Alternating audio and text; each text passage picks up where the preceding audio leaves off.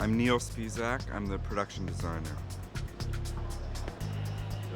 A production designer is the person who works with the director and the director of photography and the producers and the visual effects team to conceptualize and make all of the ideas that everybody has in theory become actually materialized. It's great to work with Sam because he's always very clear about what the story is and who the characters are that are within the story.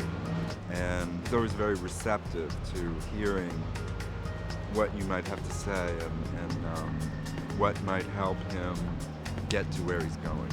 Sam is a Spidey fan from way, way back, and his interest was extremely infectious. And it was sort of a bizarre road getting introduced to Spider-Man, actually. I mean, I knew Spider-Man from the TV series and from cartoons, but I had never really read comic books. And it was an interesting journey learning about, who Spider-Man is and how he's portrayed in the comic books. Once you conceptualize what the film is about and how the film needs to look and what locations scenes actually take place in, then the execution process is a puzzle that you kind of work out piece by piece.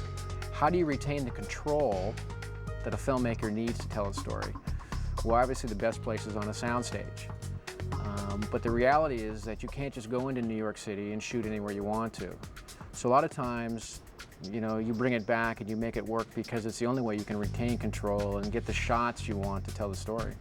One of the design elements that I tried to incorporate into the film as a whole is a slightly overscaled and somewhat classical architecture, building tops and places that you normally aren't on buildings, closer to the upper architecture of the buildings of New York. So the idea that this balcony is further up in the building rather than being down in the street, and the idea that you have an overview made it all the easier to incorporate the Goblin on its glider above the city and the fact that Spidey could swing in from the upper parts of the city as opposed to being in on the street.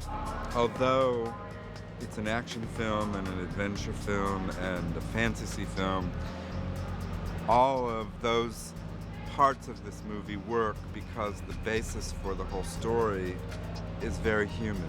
And I think it makes it all the more interesting and all the better that you believe, Spider-Man can be a part of our world.